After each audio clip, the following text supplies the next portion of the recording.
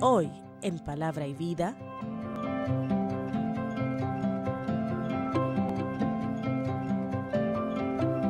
vamos ahora pues a entrar, ya que dimos todos los libros históricos, vamos ahora a entrar en el orden, según la Biblia de Jerusalén. Después vendrían los libros sapienciales. Los libros sapienciales son 7, 5 de origen hebreo y 2 que son deuterocanónicos, que aunque hayan orígenes hebreos, el texto completo lo hemos recibido del mundo griego y en lengua griega. Así que podríamos comenzar hoy con los sapienciales, y los sapienciales comenzarían con Job, el primero que normalmente aparece. Job, un canto al sufrimiento. Job es el sufriente, es un prototipo del sufriente. Cuando uno habla de Job, ya Job es la representación del que malpasa. Y uno que ha sufrido y que no ha pecado necesariamente. O sea que Job está escrito después del destierro. Es un hombre de sufrimientos que viene a cuestionar si de veras cuando nosotros estamos sufriendo porque hemos pecado o no. De hecho, hoy en el Evangelio vamos a ver un ejemplo de las causas segundas. Cuando van a presentar a un ciego y le van a decir, maestro, este está ciego porque pecó él o porque pecaron sus padres. Porque alguien tiene que haber pecado para que le haya pasado eso a él. ¿Entienden? Y Jesús dice, ni este ni sus padres, no fue esto. Él le rompe el esquema. Job pretende hacer lo mismo con esa narración, con esa historia de este hombre justo que tenía no sé cuántos camellos, no sé cuántos ganados, tenía no sé cuántos hijos, tenía todo y lo fue perdiendo todo, perdió la salud, perdió la dignidad y perdió incluso a la mujer como compañera y la puso como persona que estaba invitándolo a que maldijera a Dios. Todo se le puso al revés. Después le vinieron los 3 grandes amigos, sabios, y comenzaron a cuestionarlo. Revísate, porque cuando Dios hace esto es porque está. Y cada uno, y hay unos diálogos entre los 3 amigos y Job, que en eso consiste todo el libro. El libro consiste en una serie hermosa de dificultades. La prueba aquí viene. De hecho, va a salir el tema de la prueba después en la Biblia. En el mundo del cristianismo ya aparece ya diferente el pecado, la prueba, la tentación, comienzan a estar diferenciados. Por ejemplo, la prueba no tiene una connotación negativa. La prueba no necesariamente uno puede darle una connotación moral. Y la prueba es una oportunidad para crecer. Son las dificultades que encuentran la vida y que no hay que estarle llamando a algo que uno hizo necesariamente. Al revés, Santiago en el capítulo 2 va a decir, señores, tengan como un motivo de gran gozo verse rodeados de innumerables pruebas. Y uno dice, vaya, masoquismo. No, dice porque la prueba engendra la paciencia la virtud y la virtud lleva a la perfección de la vida cristiana. Así que no tengan miedo a las pruebas.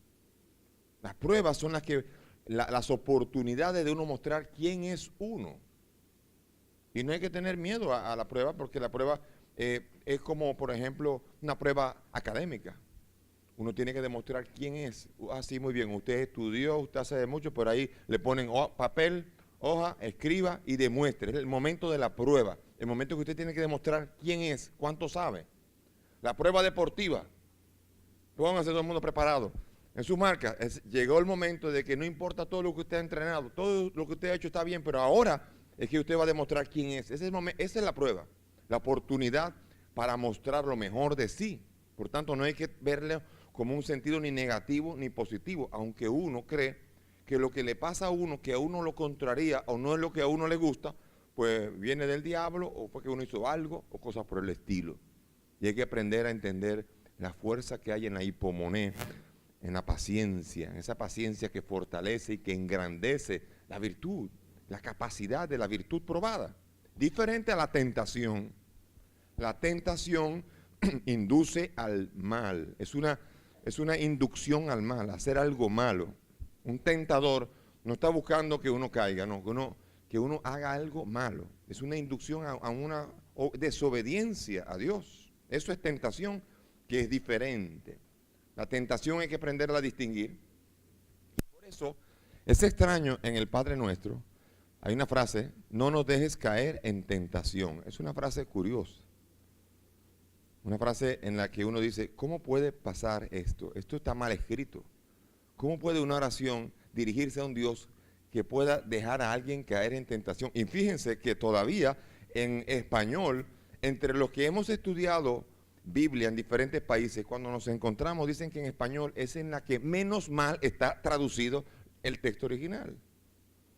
Porque en el texto original es diferente, en el texto de las traducciones, no el original, las traducciones del original, dicen normalmente en italiano, non ci indurre in tentazione, no nos induzcas en tentación.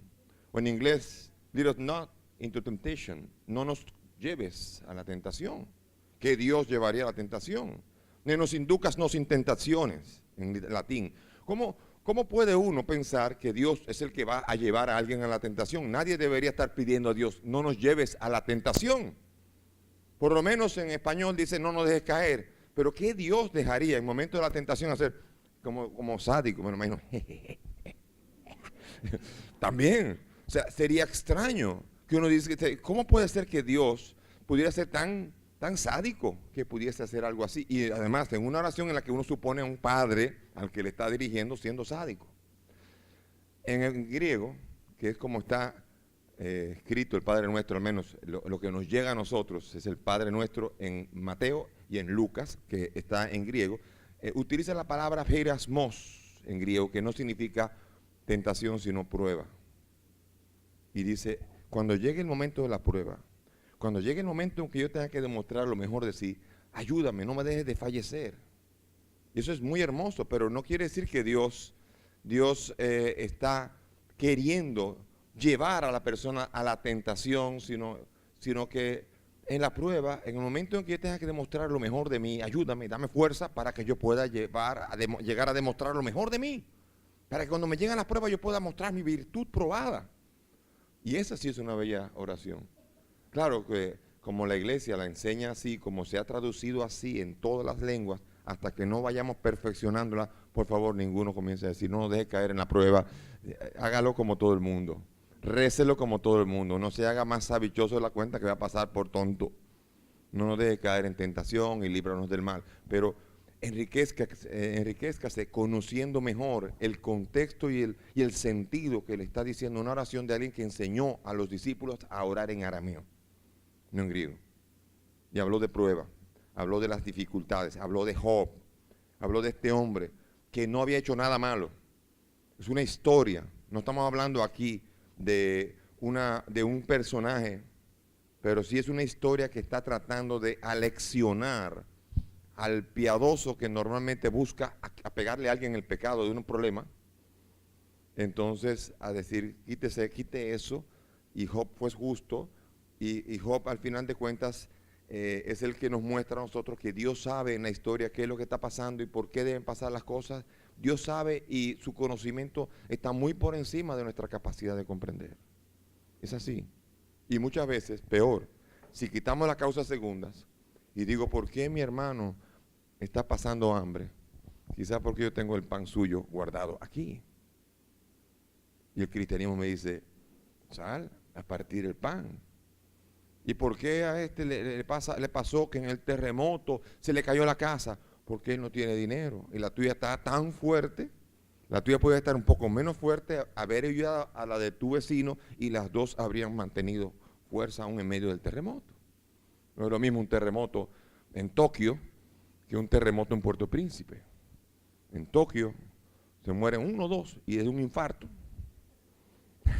y en Puerto Príncipe mueren 250,000 personas porque no hay dinero para hacer una casa digna. Y un terremoto se lo traga todo.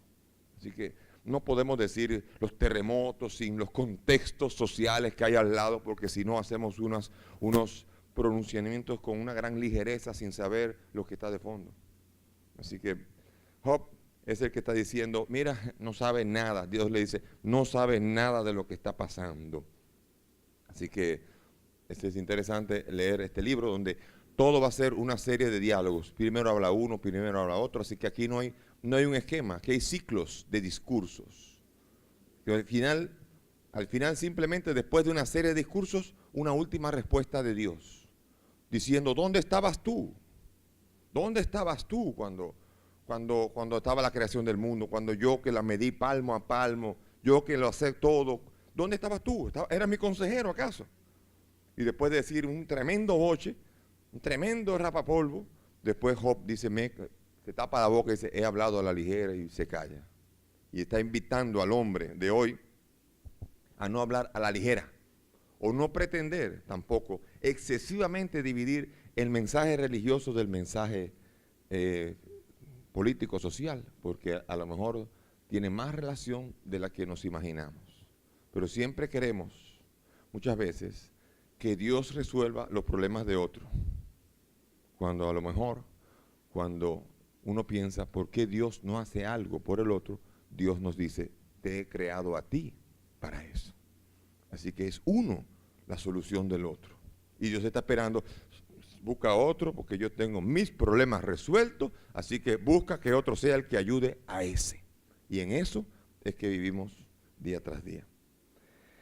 Los salmos ya lo hemos visto, es una serie de salmos, ya explicamos. Esto vamos a ir rápido, pero los salmos es una serie de 150 cánticos, un cancionero agrupado por diferentes grupos de salmos. Hemos dicho ya que del 1 al 9 hay una secuencia, los salmos son, el griego y el hebreo son el mismo, pero hay una dicotomía después del 10-9 en adelante, y después del 147, 146, todo el 148 en adelante, todo hasta el 150, son una secuencia igual. Así que los salmos tienen una diferencia que es simplemente una diferencia formal y que tenemos que aprender a distinguir para que cuando en la liturgia busquemos, a veces pasa que uno está buscando en el leccionario, yo quisiera que para esta misa me leyeran el Salmo 23, y la persona busca, y llegó el Salmo 23, pero este no es. No, pero es que el 22 en griego. Aprenda a entender que el Salmo 23, 22, tiene dos números para que usted sepa cuál de uno o cuál del otro es. El Salmo 23 es el 23 en griego, en hebreo, y 22 en griego. Así que, ¿entienden? Eso es simplemente un conocimiento. Y aquí, en esto de los salmos, es aprender a irlo entendiendo y disfrutando. Cada salmo es una expresión de oración.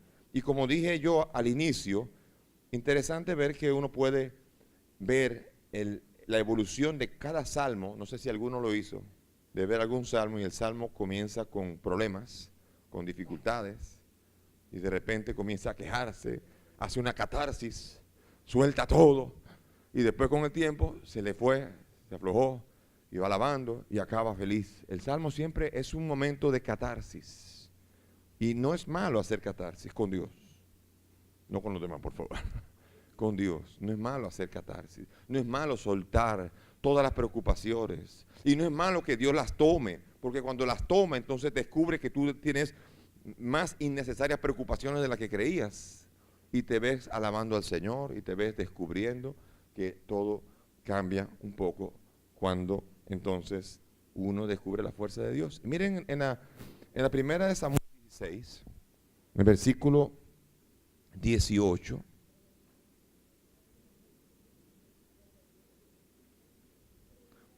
primera de Samuel, vemos a David que cantaba. David, yo le dije que había ido a la corte y Saúl se había encariñado con David. David era cantor. Primera de Samuel 16, 18, cuenta esto. Tomó la palabra uno de los servidores y dijo, he visto, porque dice en el versículo 15, mira, un espíritu malo de Dios te aterroriza. Permítenos, Señor, que tus siervos que están en tu presencia te busquen un hombre que sepa tocar la cítara. Y cuando te asalte el espíritu malo de Dios, Dios tocará y te hará bien. Y dijo Samuel, búsquemelo. Y le dijeron, he visto a un hijo de Jesé, el belemita, que sabe tocar, es valeroso, buen guerrero, de palabra amena, de agradable presencia, y Yahvé está con él. Despachó Saúl mensajeros a Jesé que le dijeran, envíame a tu hijo David que está con el rebaño. Acuérdense que apenas lo había ungido. O sea que ya decían, se enteró. Seguramente el papá Jesé dijo, ay, mi madre, se embromó. Y lo mandó. Y tomó Jesé 5 panes, un odre de vino y un cabrito y lo envió a Saúl con su hijo David. Llegó David donde Saúl y se quedó a su servicio. Saúl le cobró mucho afecto y le hizo su escudero. Mandó Saúl a decir a Jesé, te ruego que tu hijo se quede a mi servicio porque ha hallado gracia a mis ojos. Cuando el Espíritu de Dios asaltaba a Saúl, tocaba David la cítara, la tocaba Saúl, encontraba calma y bienestar y el espíritu malo se apartaba de él. David era conocido por cantor. Cuando alguien canta, los espíritus malos se van. Y aquí no estamos hablando de espíritus, aquí estamos hablando de un espíritu, el ánimo. Cante en la mañana y verá que todo su espíritu será diferente. Cante como David y verá cómo el espíritu le va a guiar a encontrar nueva alegría.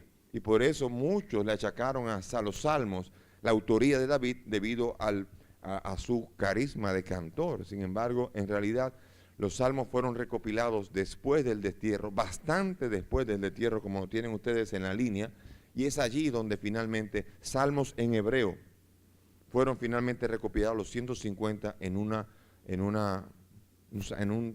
especie de recopilación hermosa que se llama la Salmodia, los 150. Proverbios. El libro de Proverbios está basado en el tema del mashal. Mashal es el proverbio en hebreo, el dicho de sabiduría.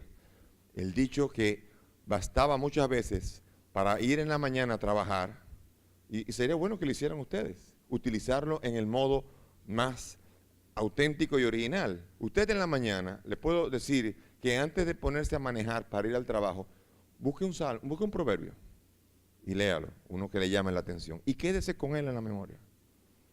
Y durante todo el día, la mañana de trabajo, recuerde ese proverbio y vaya meditándolo y verá cuánto le dice, verá cuánta riqueza. El origen de es guardar un poquito, un sorbo, guardarlo en la boca, que eso es escuchar un proverbio y guardarlo en la mente y en el corazón y dejar que ese vaya dando el sabor a toda la mañana. Será una experiencia muy particular. ¿Sabías que?